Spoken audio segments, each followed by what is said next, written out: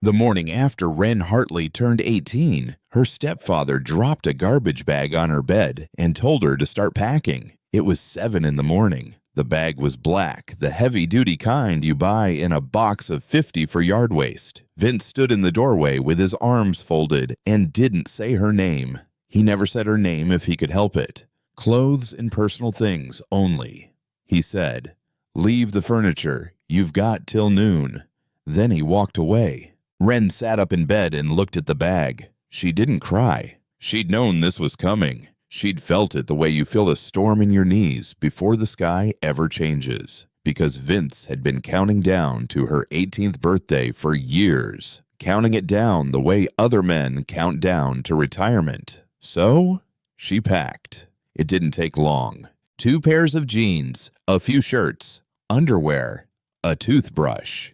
The work uniform from the diner on Route 9 where she bussed tables and sometimes fixed the dishwasher when it jammed. And the photograph she kept in the top drawer of her nightstand. A young man holding a baby wrapped in a yellow blanket, dark hair, tired eyes, a careful smile. On the back in pencil somebody had written Caleb and Wren first week home. Her father, dead since she was 3. She slid the photo into the front pocket of her duffel bag, the one spot where it wouldn't get bent. Then she went downstairs. Her mother was at the sink. Sandra Hartley was 42 years old, and she was washing a pan that was already clean. Her hands moved in slow circles over the surface, around and around. She didn't look up when Wren came in. "Mom." Nothing. "Mom, look at me." Sandra turned off the water. She dried her hands on a dish towel, slowly, taking more time than the job required. And then she turned around and she looked at her daughter for about 1 second before her eyes dropped to the floor. "You'll be fine," Sandra said. "You're an adult now. I have $36. You have a job." "I have a part-time job, Mom. They give me 18 hours a week." Sandra folded the dish towel, set it on the counter, then picked it up and folded it again. Her mouth was a thin, straight line. Her eyes were red at the edges, but her voice stayed flat and even like a road with nothing on it. "Vince thinks it's time," she said. And there it was.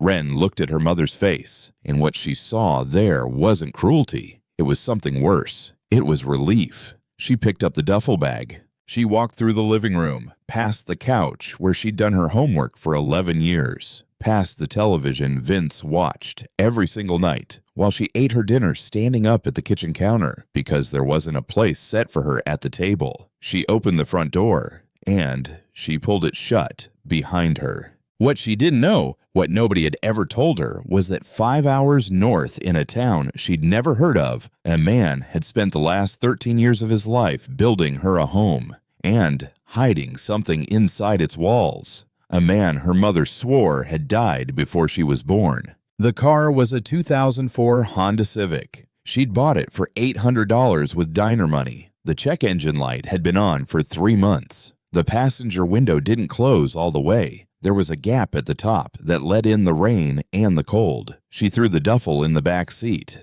and she sat behind the wheel for a long time before she could make herself turn the key. That first night, she parked at a Walmart on the edge of town. She leaned the seat back, used a balled-up sweatshirt for a pillow. She woke up 4 times, once to a truck idling 2 spaces over, once to footsteps outside the car, slow and deliberate, walking the length of the row. Once to the sound of somebody trying door handles one after another, getting closer. And the 4th time, she woke for no reason at all. She just opened her eyes and lay there, staring at the gray fabric ceiling of the car, watching the sky outside the windshield turn from black to charcoal to the color of dirty dishwater. The second day, she filled the tank for $9, ate a cheeseburger off the dollar menu in the parking lot, scrolled job listings on her phone until the battery hit 11%. She plugged it into the car charger, but the cord only worked if you held it at exactly the right angle. So she sat there, one hand pinching the cord, one hand scrolling,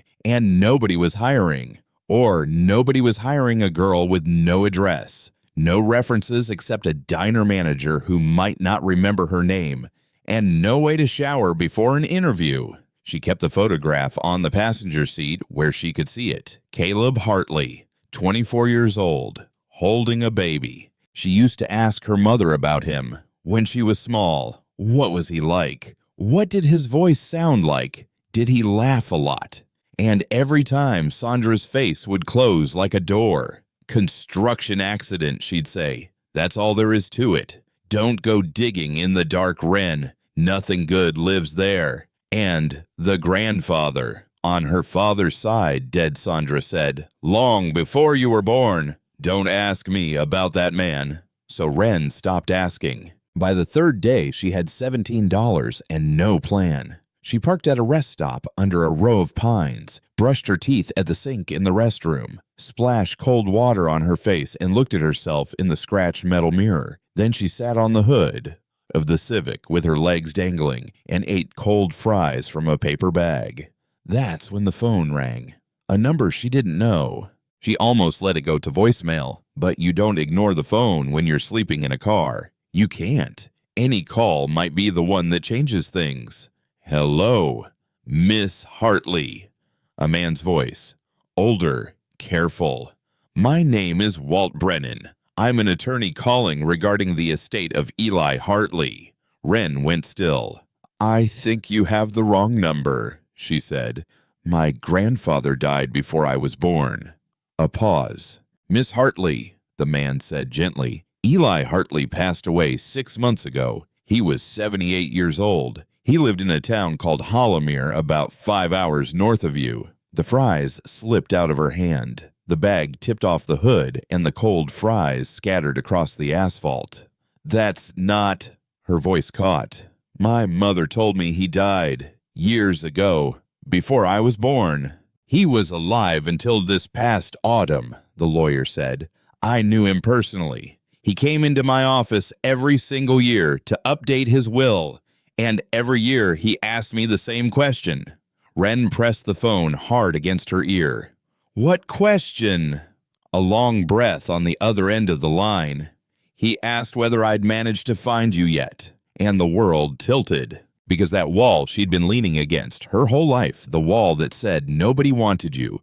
Your father's people were gone. There's nothing back there in the dark. That wall just wasn't there anymore. She leaned, and there was nothing. And she nearly fell. He named you, the lawyer went on, as the sole beneficiary of his estate. He left you a house, Miss Hartley. He built it himself, as I understand. The property's paid in full. No liens, no back taxes. He made very sure of that.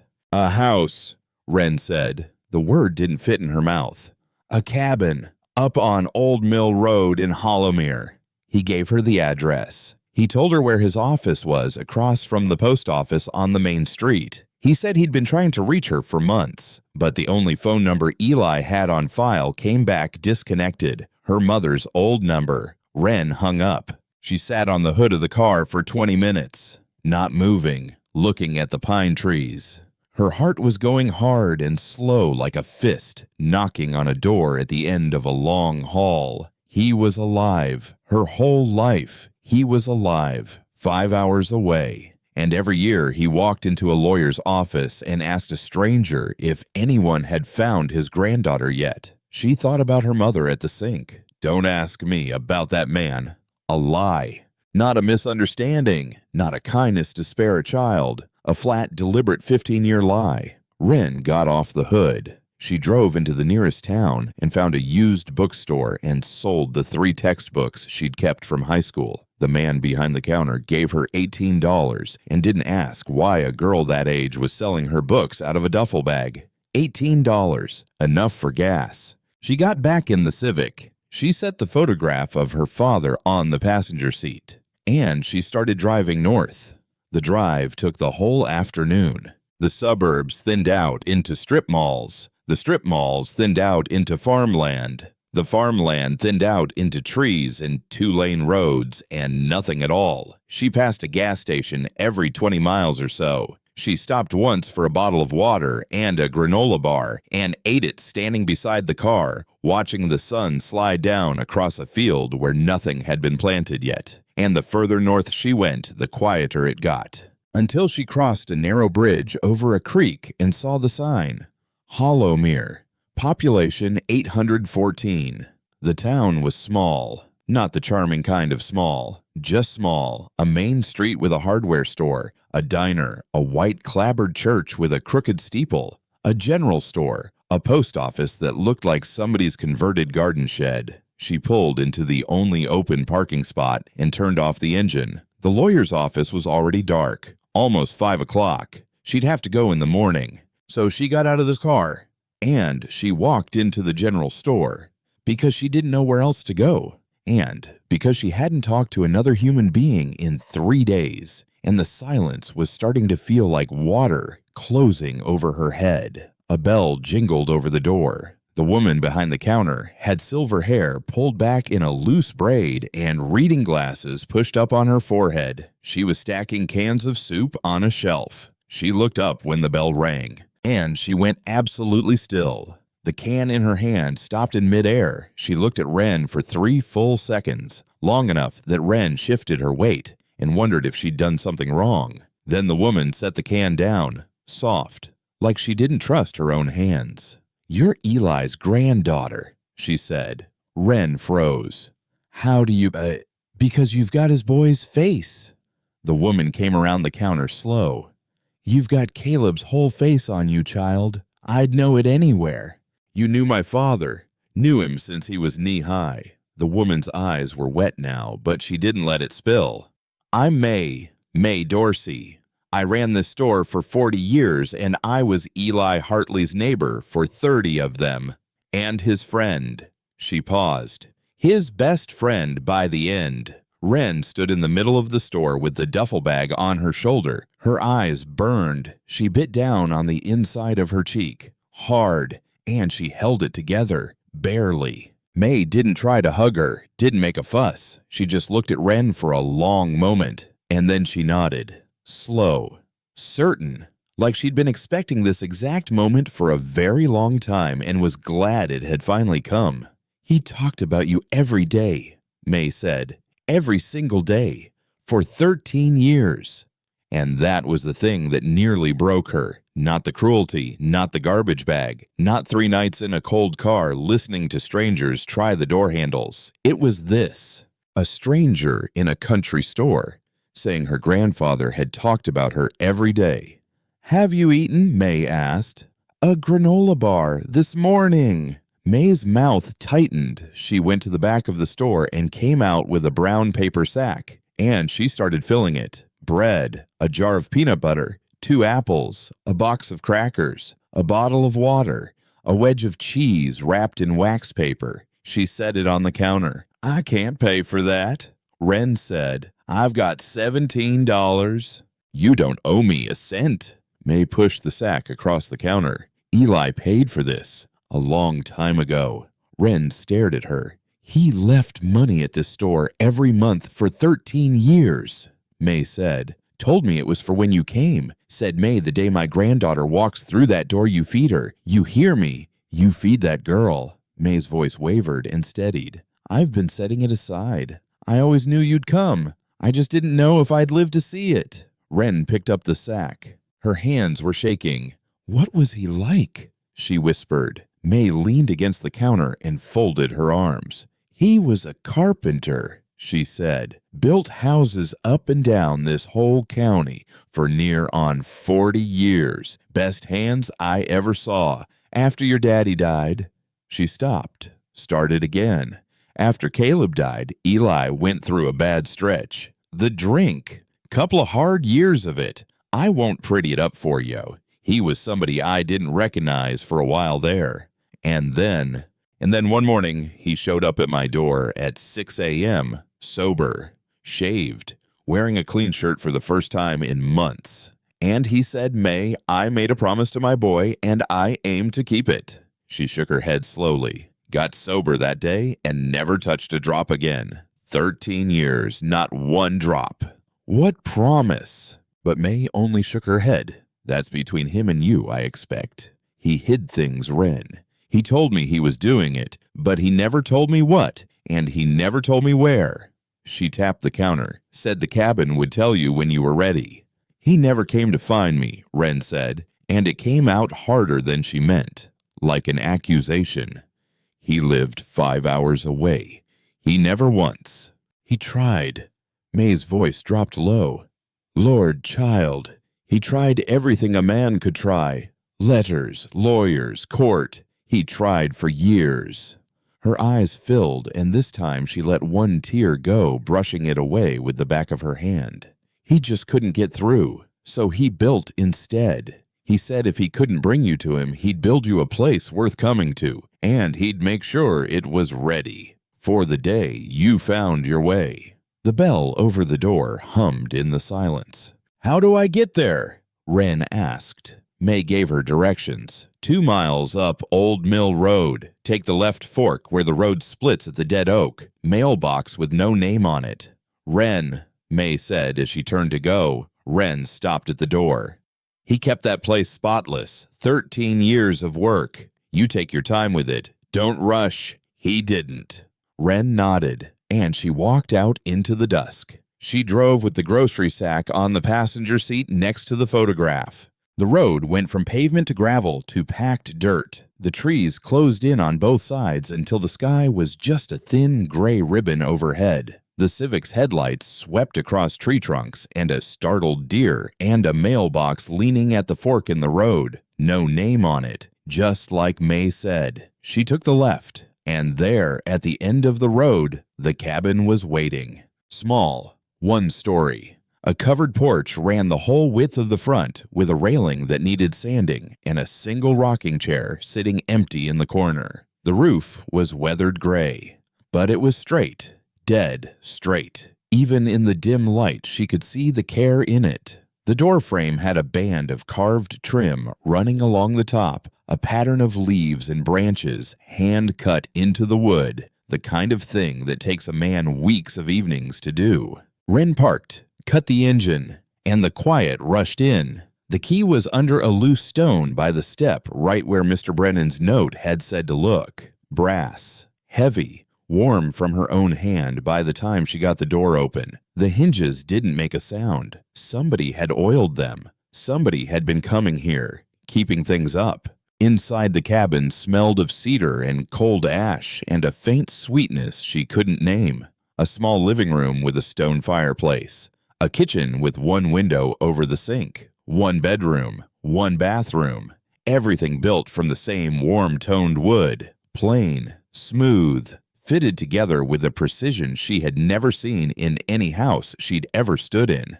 She ran her hand along a shelf. Level, perfectly level. She opened a drawer. It slid without a single catch and closed with a soft, satisfied click. Nothing creaked. Nothing wobbled. The whole house felt like it had been holding its breath. She set the duffel bag down on the floor, and for the first time in 3 days, she felt the muscles in her shoulders come down from around her ears. She didn't have a bed. There was no furniture except a single wooden chair by the fireplace and a small table beside it. But there was a roof, and 4 walls, and a door that locked. She found a broom in the closet and swept every floor. She didn't even decide to do it. Her hands just started, wiping counters, testing faucets. The kitchen tap sputtered brown for 10 seconds, then ran clear and cold. She drank straight from her cupped hands, and it tasted like stone and pine.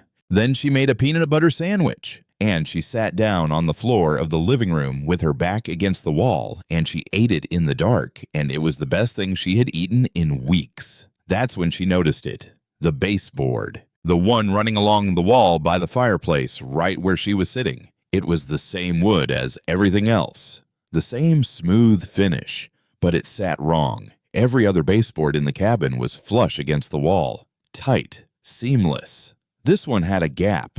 A thin, even gap that ran the whole length of it. Not from warping. Not from the house settling. The gap was exactly the same width all the way across. It was built to do that. Wren put down the sandwich. She got onto her knees and pressed one end of the baseboard. Nothing. She pressed the other end, and it slid. Sideways. Silent. On hidden tracks, the wood vanishing into the wall like it had never been there at all. Behind it was a compartment. cedar-lined, maybe 8 inches deep and 2 feet wide, and inside were 3 envelopes, white, standing upright in a neat little row, each one labeled across the front in careful, steady handwriting. Wren, age 6. Wren, age 7. Wren, age 8. Her breath stopped in her chest. She reached in with trembling fingers and took out the first one, slid her thumb under the seal. It opened easy like it had been waiting. A birthday card. Simple. A drawing of a cake on the front 2 candles. She opened it. Happy birthday, Wren. I hope this one reaches you. I mailed a card to your mother's house, but it came back like all the others. So I'm going to keep this one here instead where it'll be safe. You are 6 years old today, and I have never once stopped thinking about you. Your daddy would be so proud of the girl you're becoming, even though they won't let me see it. I love you, sweetheart. Grandpa Eli Wren sat on the floor of the cabin her grandfather built, and she came apart. Not quietly, not with any kind of dignity. She pulled her knees up to her chest and pressed the card against her heart, and she sobbed until her ribs ached, until her face was wet and raw, until the last of the gray light went out of the window and the room went dark around her. Because he hadn't forgotten her. He had never forgotten her. He had been right here the whole time, writing her name on envelopes she would never receive, drawing little cakes with the right number of candles, sealing them up and tucking them into the walls of a house he was building with his own 2 hands. For the day she'd finally come home, she wiped her face with the heel of her hand, and she reached for the second envelope.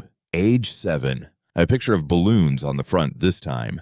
Happy birthday, Wren. You're 7 today. I drove past your mother's house last week. I parked across the street, and I sat in my truck for an hour. I could see your bedroom light on up on the 2nd floor. I wanted to walk up and knock on that door so bad my hands were shaking. But I'm not allowed within 200 feet of you, so I just sat there. And I watched your light until it went out. Then I drove home, and I wrote you this card. I love you, sweetheart. Grandpa Eli. Wren read it twice. I'm not allowed within 200 feet of you. Not allowed. There was a law, a piece of paper, an order from a court that said an old man could not come within 200 feet of his own granddaughter. That said, the only thing he could do was sit in a truck across the street in the dark and watch a window. He hadn't stayed away because he didn't care. Somebody had built a wall between them, brick by legal brick, and kept it there her whole life. She thought of her mother washing a clean pan. Don't ask me about that man. Wren opened the 3rd card with hands that wouldn't stay still. Age 8. Happy birthday, Wren. You're 8 years old. Last month, I filed a petition with the court for the right to see you. Just to see you. 1 afternoon a month. That was all I asked for. The judge said no. Your mother's lawyer stood up and called me an unfit influence. And I sat there in that courtroom, and I couldn't even argue because the things I did when I was drinking still follow me around like a shadow. But I want you to know something. I am sober. I have been sober for 2 years now, and I am not going to stop trying. I will never stop trying. I love you. Grandpa Eli. 3 cards. 3 years of an old man trying to reach a granddaughter who had been told he was dead. Wren sat in the dark for a long, long time. And then she did the thing she would do over and over in the days to come.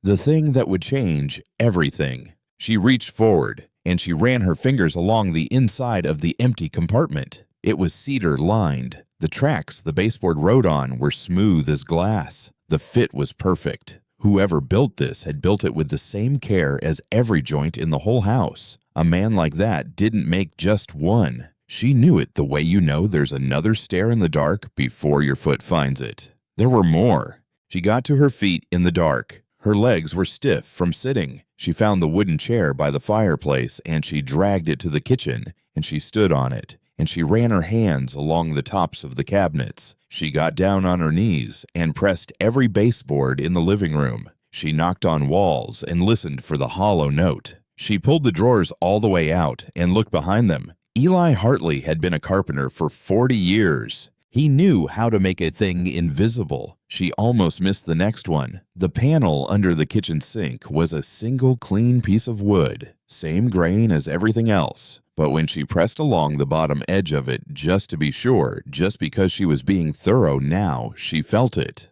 A give, a breath of movement. She pressed harder, and the panel tilted forward on a hidden hinge and swung down. And there, behind the cold curve of the drain pipe, was another space carved into the dark. Wren reached in, and her fingers closed around a thick stack of envelopes. More than 3 this time, many more. She pulled them out into the light of her phone screen, sitting cross-legged on the kitchen floor, with her back against the cabinet. And she fanned them across her lap. Wren, age 9. Wren, age 10.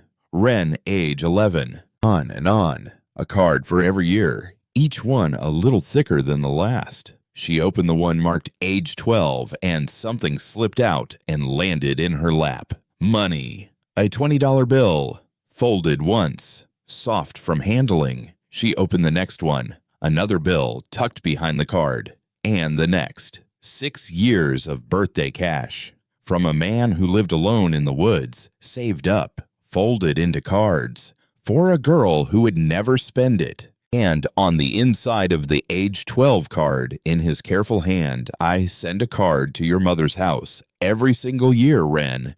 And every single year it comes back to me unopened, so I keep them here now. I don't know if you'll ever read these, but I write them anyway, because the alternative is doing nothing. And I made a promise to your father that I would never ever do nothing. She read that line 3 times. I made a promise to your father. The same promise. The one May mentioned. The one that got an old man sober in a single morning and kept him that way for 13 years. What did you promise him, Grandpa, she thought. What did you promise my dad? And the cabin didn't answer. But she had the strangest feeling it was about to. Behind the envelopes pushed all the way to the back of the compartment. Her fingers brushed something hard. She pulled it out. A small wooden box, about the size of a paperback, heavier than it looked. The wood sanded so smooth it felt almost soft, with a tiny brass clasp on the front. She opened it. Inside was a music box, a little brass cylinder, and a metal comb, fitted down into a hollowed-out bed of wood with that same impossible precision. There was a key on the side. She turned it, and the cabin filled with music. A lullaby, slow, gentle, a tune she didn't know and somehow felt like she'd always known, the notes spilling out into the dark kitchen one after another like water over stones. And on the inside of the lid, burned into the wood in 5 careful letters, I made this for you. Wren held the music box in her lap on the kitchen floor and let it play all the way down until it wound to a stop. Then she wound it again. She closed her eyes, and she listened. And for the first time in 3 days, for the first time in longer than she could remember, the silence didn't feel like water closing over her head. It felt like somebody was holding her. She was still sitting there, the music box warm in her hands when she heard it. Tires on the gravel outside, slowing, stopping. A car door. Wren went to the window. An old pickup truck had pulled up behind her Civic, and May Dorsey was climbing down out of it, a casserole dish balanced in one hand and a paper sack tucked under the other arm, picking her way up the dark path toward the porch. Wren opened the front door. Didn't want to come by too early, May called out, climbing the steps. Figured you'd want a night to settle in first. She held up the dish. Chicken and rice. Nothing fancy. Wren took it. It was still warm. The heat of it soaked through the dish and into her cold hands, and her throat closed up so tight she couldn't even say thank you. May looked past her into the cabin, into the dark, at the envelopes scattered across the kitchen floor and the little wooden box still in Wren's hand. The old woman went quiet. "You found something," she said, soft. It wasn't a question. Wren looked down at the music box, then back up at May's kind, lined, waiting face. "May," she said, and her voice cracked clean down the middle. "He left me cards for every birthday, and there's a court order. He wasn't allowed to come near me. My whole life. And my mother—" She stopped, pressed her lips together. "My mother told me he was dead." May set the paper sack down on the porch rail. She didn't rush to fill the silence. She just looked at Wren for a long moment, the way she had in the store. Steady, certain, like she'd been carrying this conversation in her chest for years and was finally setting it down. "Honey," she said, "sit down. There's a whole lot you don't know yet. About your daddy, about your grandfather, about what really happened in this family." And outside the window, the last light died over the tree line, and the wind moved through the pines. And somewhere out there, an old mailbox with no name on it leaned a little further toward the dark. Wren sat down in the wooden chair her grandfather had built with his own hands, and she said, "Tell me everything." They sat at the small table by the fireplace. Wren in the wooden chair, May on an upturned wooden crate she'd pulled out of the closet. The casserole steamed between them, and outside the wind moved through the pines and the cabin held them in its quiet, and May began to talk. "After your daddy died," she said, "Eli came apart at the seams." Wren held very still. "He was a strong man his whole life. I want you to understand that. He built houses in every kind of weather, sleet, heat, never missed a day of work in 40 years. May folded her hands on the table. "But losing a child is a different kind of break. It breaks you in a place nobody can reach. Not with kindness, not with prayer, not with anything." "How did he die?" Wren asked. "My father. Nobody ever told me. My mother just said construction accident, and then she'd shut the door." May was quiet for a moment. "Scaffold collapse," she said, "on a high-rise job about 60 miles south of here. Caleb was up 4 stories when it gave way." 4 stories? He was a carpenter, too. Did you know that learned every bit of it from his daddy? Had his own little business going, residential work mostly, decks, kitchens, small jobs. May's voice dropped. "But he took that high-rise job because it paid 3 times what his own work did. Why did he need the money?" And here May stopped. She looked at the fireplace, at the cold ash, and something moved across her face, old and heavy. "That," she said, "is the thing that killed your grandfather, long before his heart finally gave out." Wren leaned forward.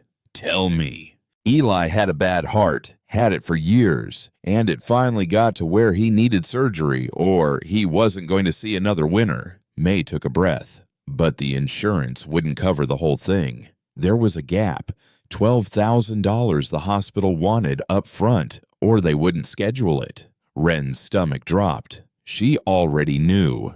Before May said it, she knew the shape of it, the way you know the end of a song you've never heard. "Caleb took the high-rise job to close that gap," May said. "To pay for his daddy's surgery. Eli begged him not to. Begged him. Said he'd rather die on his own kitchen floor than watch his boy climb up on a scaffold he didn't trust." May's eyes shone in the firelight. "And your daddy looked him dead in the eye and said, 'You raised me by yourself after Mama left. You taught me everything I know. Let me take care of you for once.'" The fire ticked. The wind pressed against the window. "3rd week on the job," May said.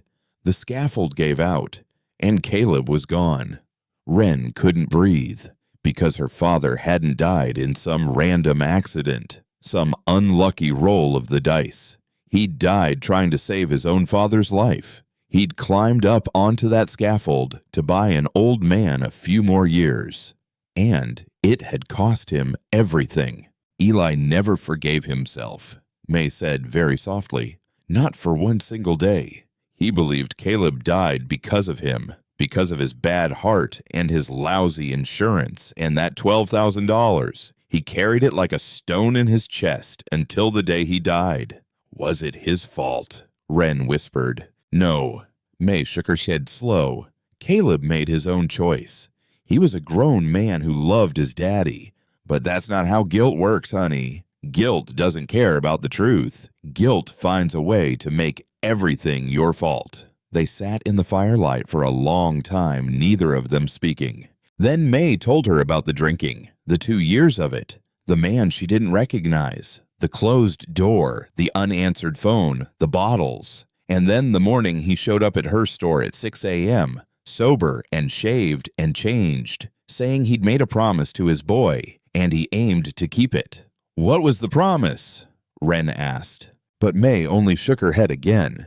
"He never told me the words of it, just that it had to do with you. Take care of Wren." "Something like that, I always figured." She reached across the table and put her warm, dry hand over Wren's. "But I think you're going to find out the words yourself. I think he left them somewhere in these walls, knowing him." May stayed until the casserole was gone. She washed the dish at the sink and set it in the rack to dry. She told Wren to come by the store any time for anything, day or night. And then she drove off down the dark road, her taillights swallowed up by the trees. Wren slept on the bedroom floor that night, on top of the duffel bag, with her jacket pulled over her like a blanket. And she slept all the way through, for the first time in days. No idling trucks, no footsteps in the dark, no hands trying the door, just the deep, total silence of a house in the woods that her grandfather built. She woke with the gray dawn coming through the bedroom window, and she went back to searching, because there was more. There had to be. A man who hid cards in the baseboards and a music box under the sink. A man who built compartments like he was breathing. He hadn't said everything yet. She could feel it. The bedroom was the smallest room in the cabin. A closet with a hanging rod. A window facing the back. Bare walls. She went over every inch of it. She pressed the floorboards. She knocked the walls and listened for the hollow note. She ran her hands down the window frame and around the closet and along the trim. And then she found it. The panel on the wall opposite the window. Same wood, same finish. But when she laid her palm flat against it and pushed gently the way the house had taught her to push, by now it gave. Just barely. A breath of movement. She worked her fingertips around the edges until she found the catch. A small wooden button recessed into the corner of the trim where you'd never see it unless you were looking. She pressed it, and the panel swung inward. This one was deeper than the others. Inside were 2 stacks of envelopes,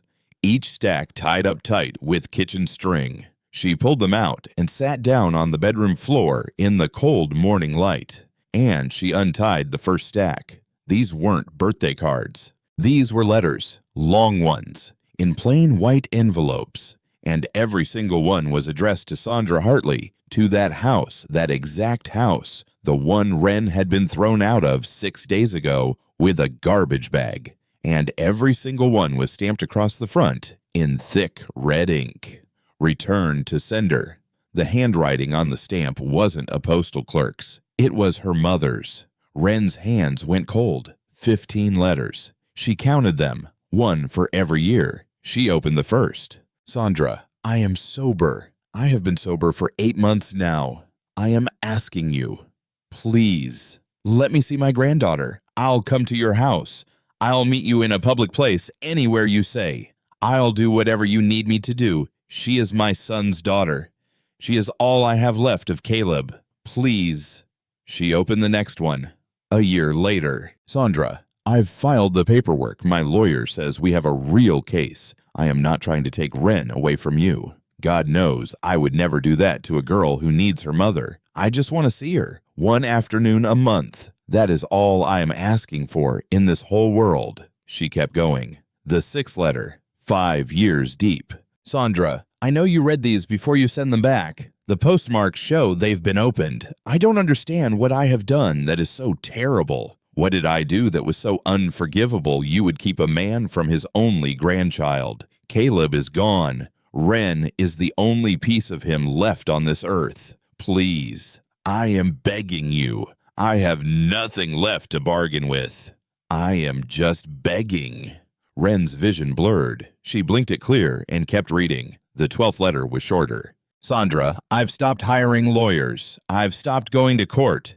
It doesn't work, and I can't afford it anymore, and I'm tired in my bones. But I want you to know one thing. I haven't stopped. I will never stop.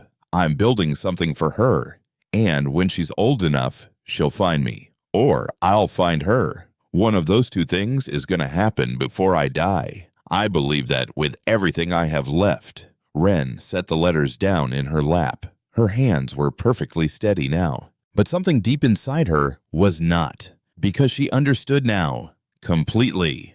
There had been two people on either side of that wall her whole life. An old man hammering at it from one side with letters and lawyers and court petitions and birthday cards, and her mother on the other side, stamping every single thing returned to sender, reading them first, and then sending them back, reading them. That was the part Wren couldn't get past. Her mother had read every one, opened the envelope, read an old man begging to see his grandchild, and then put it back in the mailbox to be returned. For 15 years. Wren picked up the second stack. This one was different. A single envelope, much older than the rest. The paper was yellowed and soft at the edges, the kind of soft that comes from being held and unfolded and read 1,000 times. The handwriting on the front wasn't her grandfather's careful hand. It was faster, younger, messier, and it was addressed to one word: Dad. Wren stopped breathing. She opened it the way you'd open something made of glass. Dad, I know you don't want me taking this job. I know the site is bad and the foreman cuts corners, and you don't trust a single thing about it. I heard you. I did. But your surgery is in 6 weeks, and the insurance gap is $12,000. And I am not going to stand here and let you skip it again like you did last year. I'm not. I won't. You raised me by yourself after Mom walked out. You taught me how to build a whole house from the dirt up. You gave me everything you had, and you never once complained about it. So let me do this one thing. Let me take care of you for once. I'll be careful, I promise you. But if anything ever happens to me, which it won't, then I need you to do something for me. Take care of Wren. Take care of my little girl Dad. Whatever happens. Promise me. Promise me. Caleb.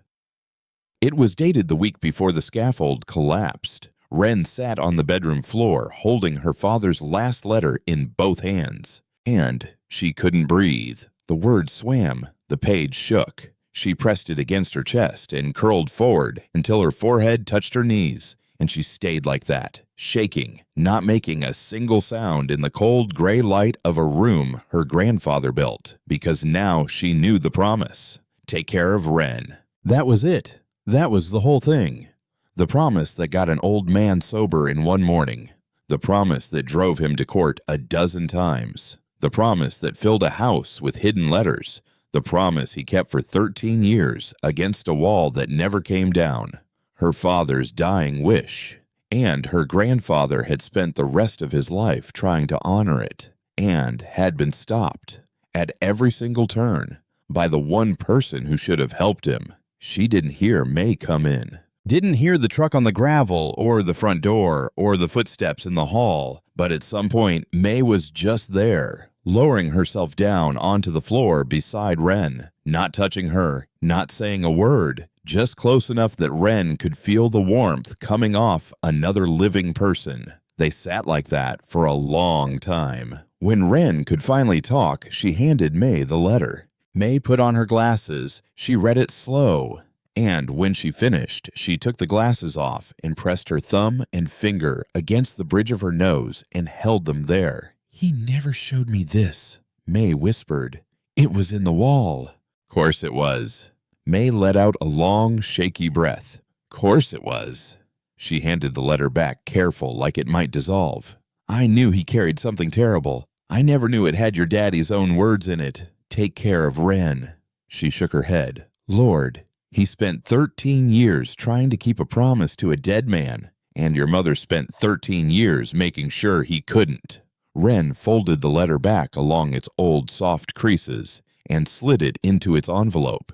There's more, she said. May looked at her. I can feel it. He's not done. He hid the cards, the music box, the letters, but he hasn't said the thing yet. The big thing.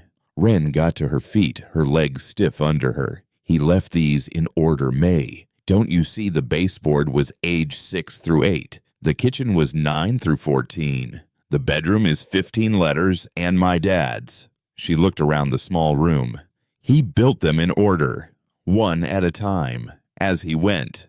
"Then where's the last one?" May asked, and Wren already knew, because she knew how he thought now. She'd learned it from the house, from the level shelves and the silent drawers and the trim he hand-carved over the door. A man like Eli wouldn't bury his biggest secret in a bedroom wall. He'd put it at the heart of the house. She walked into the living room, to the fireplace. The hearth was made of flat field stones fitted together so tight and so true that they looked like a single poured surface. No mortar, just stone laid against stone by a man who had all the patience in the world and nobody to spend it on. Wren knelt down, and she ran her fingers along the edges of each stone. Solid, solid, solid, until one wasn't. One stone near the base of the hearth sat a hair higher than the rest, not even a quarter inch. You'd never see it, but she felt it under her palm the way you feel a loose floorboard in the dark. She pressed it.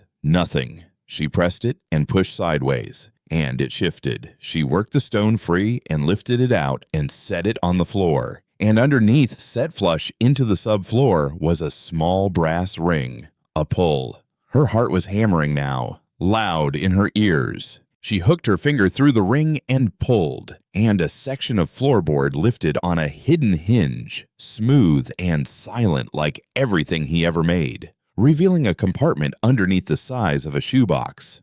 Inside were two things: a thick manila envelope, stuffed full, folded and refolded so many times the creases had gone soft and white, and a wooden box, darker than the music box, heavier. Wren reached in and took out the manila envelope first. She sat down cross-legged on the living room floor with May watching from the wooden chair, and she undid the little metal clasp, and she slid the papers out into her lap. Court documents, pages and pages of them, heavy paper, official stamps, case numbers in the corners. The first set was a petition filed in county court in the matter of visitation rights for Eli M. Hartley petitioner regarding the minor child Wren C. Hartley. He'd filed when she was 6, and he hadn't just filed. He'd built a whole case. There were character references stapled behind it from May, from his doctor, from 2 old clients whose houses he'd built decades ago. There was proof of 18 months of sobriety. There was a letter from his AA sponsor written in a careful, formal hand, saying Eli Hartley was the most changed man he had ever sponsored in 20 years. And then stapled behind all of that was the response. 4 pages from her mother's lawyer, alleging that Eli was an unfit influence, a history of alcohol abuse, unstable living conditions, and a sworn statement signed by Vince claiming that Eli had once shown up at their house drunk and made threats. That the family lived in fear. Wren read that line twice. She thought about Vince standing in her bedroom doorway with a garbage bag, clothes and personal things. "You've got till noon." And then she thought about a man who carved a band of leaves over a door frame for a granddaughter he had never been allowed to meet. The judge's ruling was 3 pages. She skipped to the end. The last paragraph was the one that had built the wall. The court finds that the petitioner has not demonstrated sufficient stability to warrant unsupervised visitation at this time. The petition is denied. Denied. One word on 1 page in 1 courtroom, and it had shaped 2 whole lives. Wren set the court papers aside, and she reached for the wooden box. She opened it. Inside were certificates, heavy paper official seals, serial numbers running along the bottom. She lifted one out, a savings bond, issued in the name of Wren C. Hartley. She lifted out the next one, and the next, each one in her name. Each one dated a different year. She counted them with shaking hands. 15. One bought every single year of her life. By a man who lived alone in a cabin in the woods, who saved money in a coffee can and folded 20s into birthday cards he'd never get to give, who skipped things she'd bet her life on it she could see it in the bare rooms and the single chair, so that there could be these 15 bonds with her name on them. At the bottom of the box was a folded sheet of legal pad paper. She opened it. He'd added them all up himself, in his careful hand with the math worked out down the side of the page. Approximately $47,000. Wren stared at the number until it stopped looking like a number. $47,000, saved one bond at a time, by a retired carpenter. For a granddaughter he was legally forbidden to come within 200 feet of. And underneath the bonds, pressed flat against the very bottom of the box, was one last envelope. This one was different from all the others. Not a birthday card, not addressed to anyone. Just a few folded sheets of lined paper torn from a legal pad, and the handwriting on these was shakier than the cards. Slower. The letters didn't sit as steady on the line. He'd written this one near the end, when the bad heart was finally winning. Wren unfolded it. Dear Wren, if you're reading this, then you found the cabin, and you found everything I left for you. I hope you found it in order. The baseboard first, then the kitchen, then the bedroom, then here by the fire.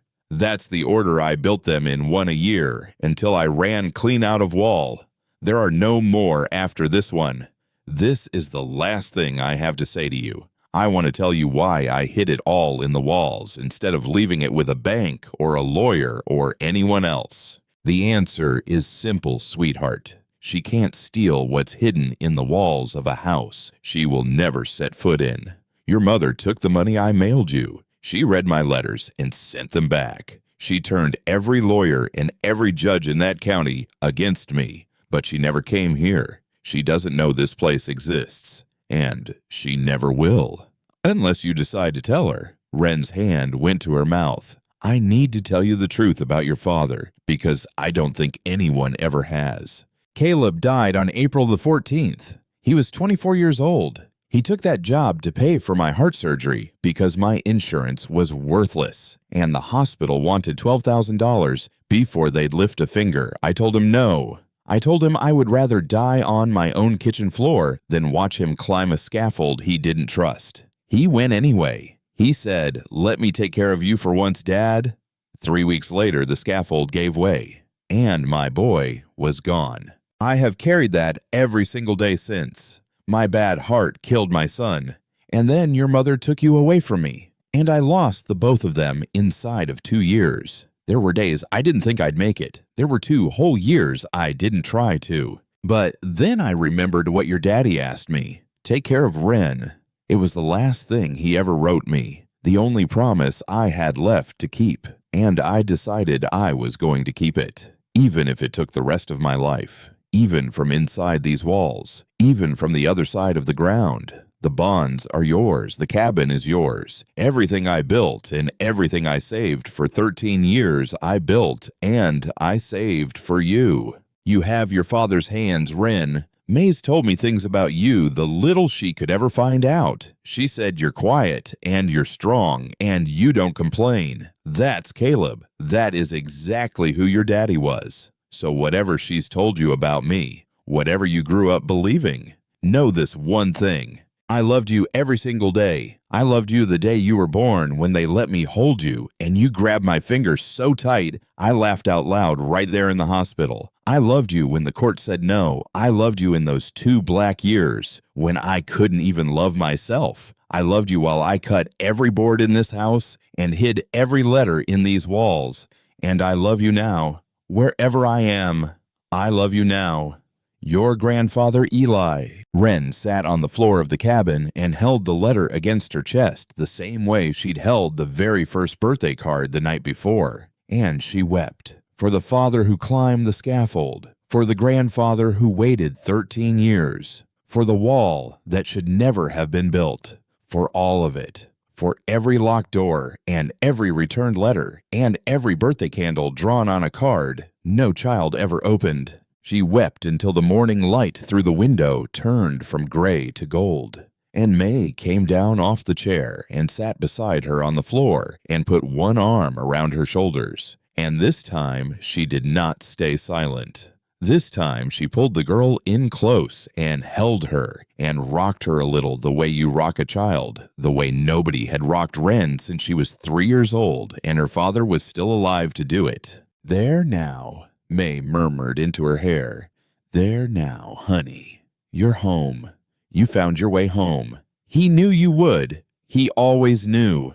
The music box sat on the table above them. The savings bonds lay scattered across the floor like fallen leaves. And the letter, the last letter, the real letter, rested warm against Wren's heart. Outside, a vehicle slowed on the gravel road. Neither of them heard it. It came around the last bend, and it stopped behind Wren's old Civic. The engine ran for a moment, then cut off. A car door opened, and a woman in a long coat stepped out into the morning light and stood beside the car and looked up at the cabin, at the porch, at the carved trim over the door.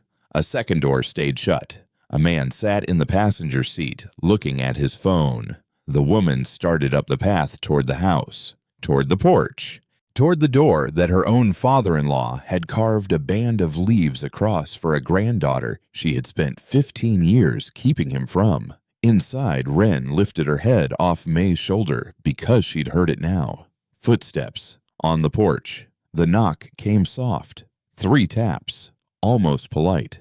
Wren wiped her face with the back of her hand. She got to her feet. She gathered the bonds and the letters off the floor and set them on the table gently, the way you'd move something sleeping. And then she walked to the door, and she opened it. And there was her mother. Sandra Hartley stood on the porch in a long gray coat, holding her own hands in front of her, like she didn't know what else to do with them. Her sunglasses were pushed up on her head. Her eyes were red and swollen and rimmed in shadow, like she hadn't slept in a week. Behind her down in the car, Vince sat in the passenger seat, looking at his phone, not even looking up. For a long moment, nobody spoke. The wind moved through the pines. A bird called once somewhere out in the trees and went quiet. "How did you find me?" Wren said. "The lawyer's office." Sandra's voice was thin. "They called the house about the will." She glanced past Wren into the cabin, at the stone fireplace, at the carved shelves. "I didn't know this place existed, not until they called. I swear to you, Wren, I didn't know." "I know you didn't." Wren's voice was flat and even, the same flat, even voice her mother used to use at the kitchen sink. "He made sure you never would." Sandra flinched. "Can I come in?" she asked. Wren looked at her for a long time, then she stepped aside. Sandra came up the steps slow. Her hand found the porch railing, the railing Eli had sanded smooth. With his own hands, the railing Wren had run her own fingers along the night she arrived. And she gripped it, and she came up onto the porch and into the house. She stopped just inside the door, and she looked around the room. And whatever she saw there hit her harder than Wren expected, because Sandra's face crumpled, just for a second, just long enough for Wren to see it. The hand-cut trim, the level shelves, the careful, patient, loving work of it everywhere you looked. A whole house built by a man's grief and his stubbornness and his love. A man Sandra had told the world was dead. "My God," Sandra whispered. "He built all this with his hands," Wren said.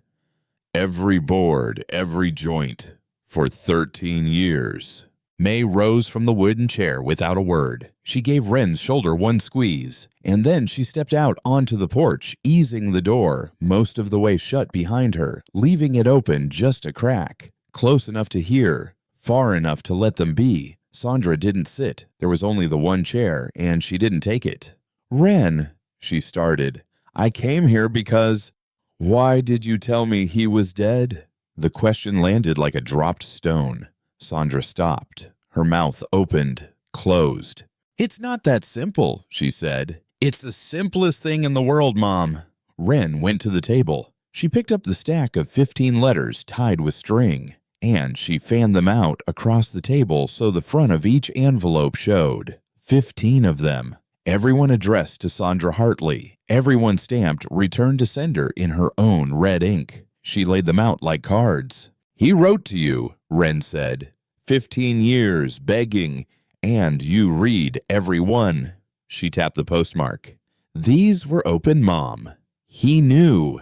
He wrote it in one of them. I know you read these before you send them back. You open them. You read a grieving old man begging to see his grandchild. And then you put them in the mailbox and sent them home. Sandra stared at the letters. The color drained out of her face. You don't understand, she said. Then make me understand. He showed up at our house once, drunk, pounding on the door at midnight. You were 4 years old. Vince had to call the police. The words came fast now, defensive rehearsed. He was not a stable man, Wren. He had a drinking problem. He had a temper. I was trying to protect you from... He got sober 8 months after that night. Sandra stopped. And he stayed sober for 13 years, Wren said. How do I know that? Because he told me. In the cards. In the walls of this house. She pulled the age 8 card off the table and held it up. He went to court when I was 6, with a sponsor's letter and references and proof of 18 months sober, and your lawyer stood up and called him an unfit influence. She set the card down, and Vince signed a sworn statement saying Eli threatened him. Did he, Mom? Did Eli ever threaten Vince? Sandra looked at the floor. Vince felt threatened. That's not what I asked. Wren, did Eli ever threaten him, yes or no? The silence stretched out long and terrible. No, Sandra said finally, barely a whisper. No, he didn't. The words sat there between them in the house Eli built, and down on the path, the passenger door of the car opened. Vince got out. He came up the path with his hands jammed in his jacket pockets and stopped at the bottom of the porch steps looking up at Wren through the open door. This has gone on long enough, he said. We drove 5 hours up here to have a civil conversation, and you've got your mother in there crying like she's on trial. Whatever your grandfather left you, it's probably some run-down shack and a stack of debt. We're here to help you sort it out before some lawyer takes you for everything. May was still standing on the porch. She didn't say a word. She just looked at Vince, steady, the way she'd looked at Wren in the store that first night. Go back to the car, Vince, Wren said. Don't talk to me like that. I put a roof over your head for 11 years.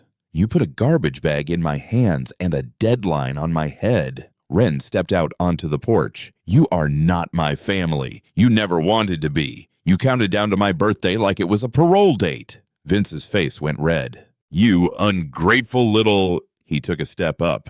I don't know what kind of fairy tale you've cooked up about that drunk in the woods, but I'm telling you, whatever's in that shack isn't worth the gas we burned getting here. It's worth $47,000. Vince stopped. His foot was on the second step, and it just stopped there. $47,000, Wren said again, slow watching it land on his face. In savings bonds, all in my name, one for every year of my life. From the man you called a drunk who lived in the woods. For a second, nobody moved, and then Wren heard tires on the gravel. Another vehicle coming up the road. A pickup truck appeared around the bend. Wren recognized the man at the wheel, the fellow from the hardware store in town. He had a load of lumber in the bed, the order she'd placed her second day the boards to finish fixing the porch. He parked. He got out. He didn't say a word, and he didn't look at Vince. He just walked around to the truck bed and started unloading like it was any ordinary morning.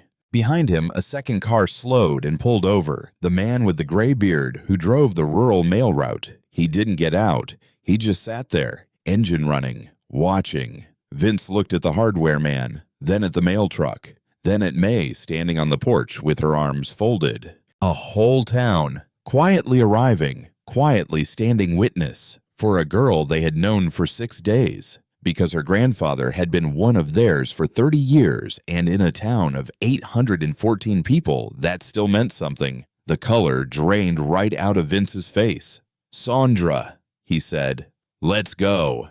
Sandra didn't move. Sandra, get in the car. Go wait in the car, Vince. He stared at her, his own wife, saying his name back to him in a voice he'd never heard her use. and then he turned, and he walked down the path, and he got in the car and slammed the door so hard the whole frame rattled. The engine started, the sedan backed down the dirt road, swung around at the wide spot by the dead oak, and drove away. And nobody followed it. The hardware man kept unloading lumber. The mail truck idled at the edge of the road. May stood on the porch with her arms folded. They were just there, present, the way a town is present at a funeral or a barn raising or any other moment that matters too much to face alone. Wren turned back to her mother. Sandra had sunk down into the wooden chair. Her shoulders were pulled in tight. Her hands were knotted in her lap. She looked smaller than Wren had ever seen her look in 18 years. "Why?" Wren said, and her voice broke on the word, all the flatness gone out of it now. "Just tell me why. The truth. I've earned the truth." Sandra took a long, shaking breath, and when she looked up, her eyes were wet, and this time she didn't fight it. "Because when I look at you," she said, "I see Caleb." Wren went still. "You have his face, his hands, the way you tilt your head when you're thinking something through, the way you go quiet when you're angry instead of yelling." Sandra's voice cracked clean in half. "Every single thing about you is your father, and every letter that man sent had Caleb's name in it. Caleb would want this. Caleb would be so proud. Remember what Caleb said." She pressed her fist against her mouth. "I couldn't read his name. I couldn't. It was like getting cut open every single time." "So you cut him off." "I cut everything off." The tears came faster now. "I was 24 years old, Wren. 24. With a 3-year-old and a dead husband and a father-in-law showing up drunk at my door in the middle of the night, and I could not carry it. Any of it. So I shut the doors. All of them. I told you he was dead because—" Her voice dropped to almost nothing. "Because if he was dead, then I never had to explain why he wasn't there. I never had to say his name. I never had to remember." She pressed both hands over her eyes, and her shoulders shook. It wasn't loud. It wasn't dramatic. It was the quiet, ugly, broken crying of someone who has been holding something heavy for 15 years and finally set it down on the floor. "There was more to it than that," she whispered. "When I married Vince, he didn't want Caleb's family anywhere near us. He said it was time to start clean. A new family, no ghosts. And I was so tired, Wren. I was so tired of being sad. I wanted somebody to make the decision so I didn't have to. So I let him. God forgive me. I let him build that wall and I handed him the bricks." She lowered her hands. Her face was wrecked. "I told myself I was protecting you, but I wasn't protecting you from him. I was protecting myself from remembering. And it cost you a grandfather who loved you more than I ever let you have." Wren stood in the doorway of the house Eli built, and she felt something move inside her chest. Not forgiveness, not yet. Maybe not all the way ever, but something. A small, hard knot that had been lodged behind her ribs since the morning Vince dropped the bag on her bed. It loosened, just a little. She went into the kitchen, and she poured a second cup of coffee from the pot May had made that morning. And she came back, and she held it out to her mother. Sandra looked at it, and then she took it, with both hands. Like it weighed more than it did, she didn't say thank you, she just held it. And Wren sat down on the floor in front of her, with her back against the wall, the same spot where she'd found the first card. "He held me," Wren said quietly.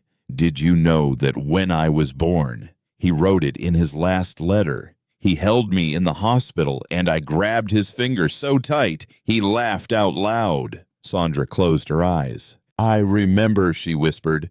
"I remember that day. He cried. Big, tough carpenter. Cried like a baby holding you." A small broken sound that was almost a laugh. "I'd forgotten that. I made myself forget it." They sat together for a long time, mother and daughter, in a house built by the man between them. When Sandra finally left, she did it quietly. She set the empty coffee cup in the sink and rinsed it, an old habit, and Wren watched her hands move and thought of all the clean pans her mother had washed over the years just to have somewhere to put her hands. At the door, Sandra stopped. "I have pictures," she said, "of your father, of you when you were a baby. Some of him." She didn't have to say who him was. "I kept them in a box in the back of the closet. I should have given them to you years ago. I'll mail them, if you'll have them." "I'll have them," Wren said. Sandra nodded. She started down the steps. Then she turned back one more time, her hand on the smooth railing. "He built you a beautiful home, Wren," she said. "I'm sorry it took me all these years to let you have it." And then she got in the car, and Vince drove them away. And Wren stood on the porch and watched the taillights disappear down the dirt road swallowed up by the trees. Two very different departures, she thought. May's truck, the first night with the warm dish and the kindness, and this one now. She didn't know yet which one would hurt longer. May came up onto the porch and stood beside her. "You did good," May said. "I don't know what I did. She just talked, and I listened." "Sometimes," May said, "that's the whole thing." The summer turned, and the cabin changed. Wren put curtains in the windows. She sewed them herself on a second-hand machine she bought in the next town over white cotton with a thin blue stripe. The hems came out crooked, and the stitching wandered, but they were hers. And when the morning sun came through them, it turned the whole front room soft and gold. She finished the porch. Every board that needed replacing, she replaced. She found the rotten post and braced it, and then cut a new one and fitted it in, using Eli's handsaw and Eli's chisels, the tools she'd found in the closet, each one oiled and sharp and resting in its own place. She sanded the railing smooth and stained the whole thing against the weather. She checked it with his level 3 times. Plumb. True. She found his sketchbook, too, tucked on a high shelf in the closet behind a coffee can of spare hinges, a whole notebook of drawings. The cabin planned out room by room in his careful pencil, and on the last few pages, a thing he'd never finished aloft.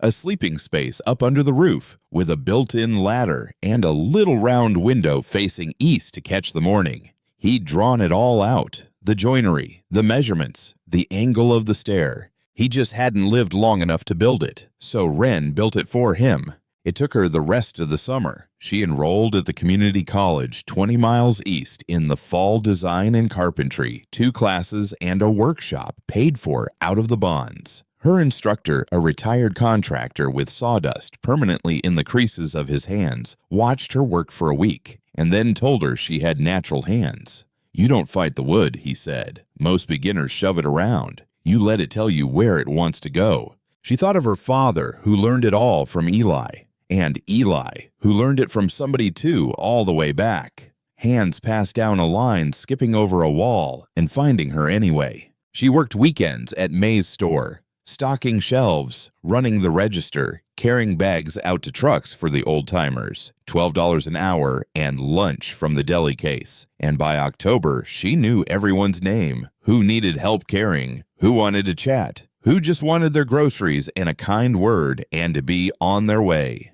Her mother called every week. Short calls at first, 10 minutes, stiff.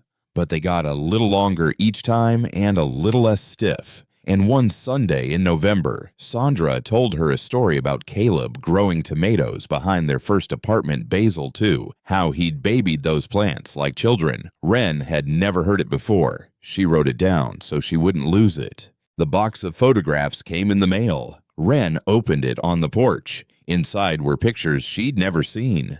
Herself as a newborn in the yellow blanket. Caleb asleep on a couch with her on his chest, both of them slack-mouthed and gone.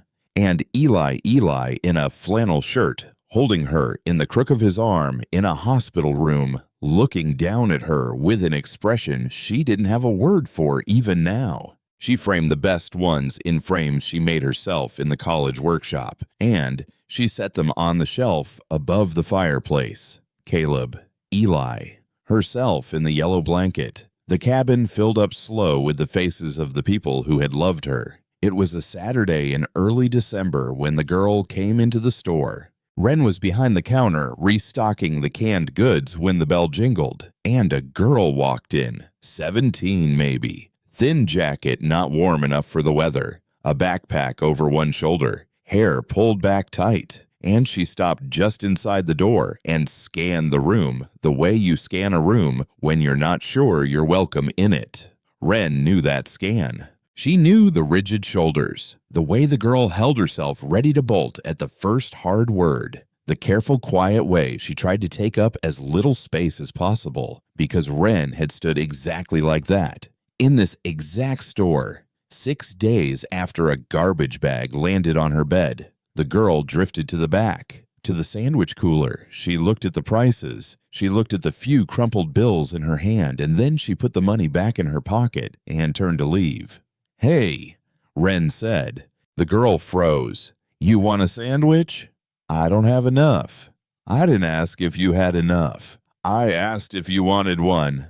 The girl just looked at her, wary, saying nothing.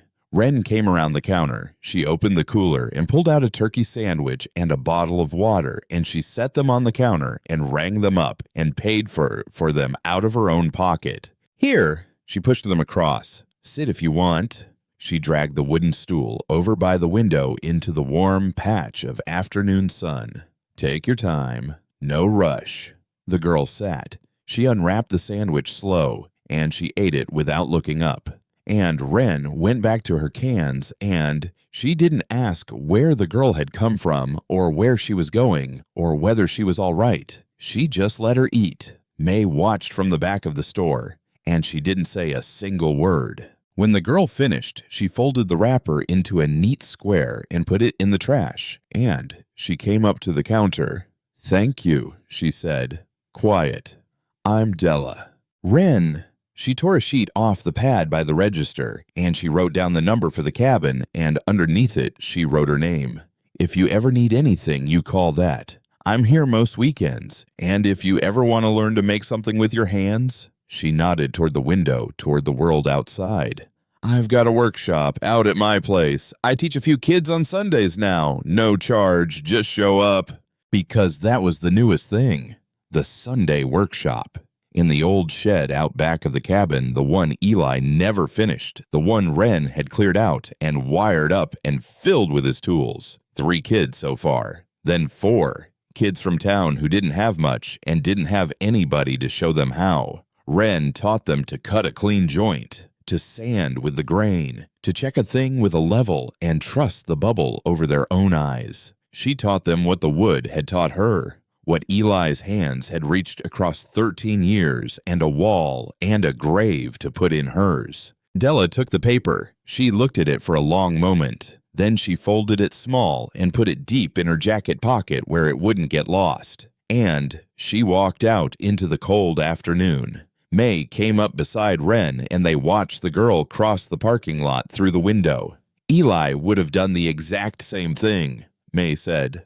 "I know," Wren said. "That's why I did it."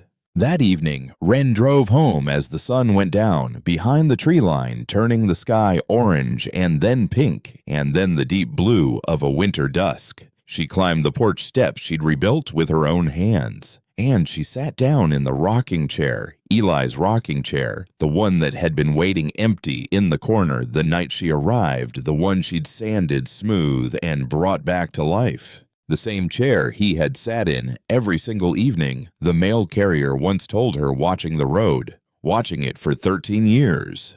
"I'm waiting," he'd say. "She'll come. One day she'll come." She rocked slow. And she listened to the creek, down in the dark, and the wind in the pines, and the quiet of a place where she finally completely belonged. She had arrived here with $36 and a duffel bag and a lie she'd been carrying her whole life. She had been told nobody wanted her, that her father's people were gone, that there was nothing back there in the dark but trouble, and every word of it had been false. An old man had spent the last 13 years of his life building her a home she didn't know existed, hiding his love inside its walls, one board and one letter at a time, saving money he could have spent on himself, writing birthday cards to a child he knew might never read them, and keeping them anyway, because the alternative was giving up. And Eli Hartley did not give up. What he hid in the walls wasn't money. It wasn't even the letters. What he hid in the walls was proof that she had been loved her whole entire life, fiercely, faithfully, from a distance she never knew was being crossed, by a man she never got the chance to know. And that was enough. After everything, after all of it, that was more than enough. She reached into her coat and took out the last letter, the real one. She'd read it so many times by now she knew it by heart, but she liked to hold the paper to feel where his shaking hand had pressed too hard near the end. She found the last lines in the dim porch light. And I love you now. Wherever I am, I love you now. Wren folded it back along its creases and held it against her heart. The sun dropped below the trees. The sky went from blue to purple to dark. A single light came on in the cabin window behind her, warm and gold against the falling night. And somewhere down at the road, an old mailbox with no name on it stood quiet in the dark, no longer waiting for anyone. Because she was home. She was finally completely home.